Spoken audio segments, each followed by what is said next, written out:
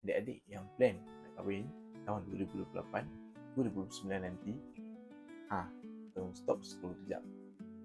Save video ni sekarang, sebab kalau hilang, korang yang rugi.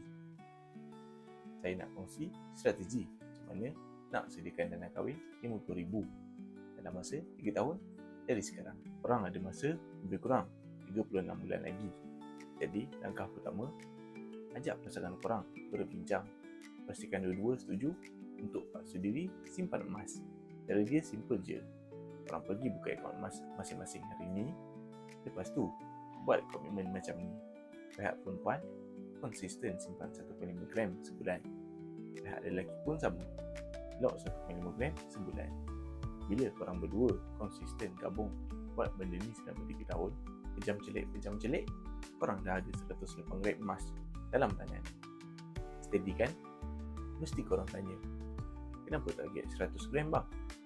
Sebab nilai 100 gram emas sekarang dah cecah RM50,000. Dan yang paling best pasal emas ni, nilai dia sentiasa meningkat purata 8 hingga ke 10% setahun.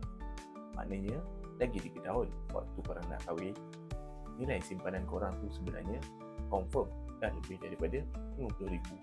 Bila duit dah cukup masa nak kahwin nanti, korang ambillah sikit emas tu untuk buat mas kahwin atau hantaran. Baki yang selebihnya tu baru korang cairkan jadi duit tunai untuk bayar catering, pelamin atau buat kenduri. Kan tak pening kepala? Tak perlu fikir nak buat personal loan bagai. Ingat tau, simpan emas kena ada ilmu, baru matlamat cepat capai. So, buat adik-adik yang nak mulakan akaun simpanan emas pertama korang dekat Public Gold, pergi tengok pin video dekat profile saya sekarang atau terus klik link dekat bio. Saya akan bimbing dari A sampai Z secara percuma.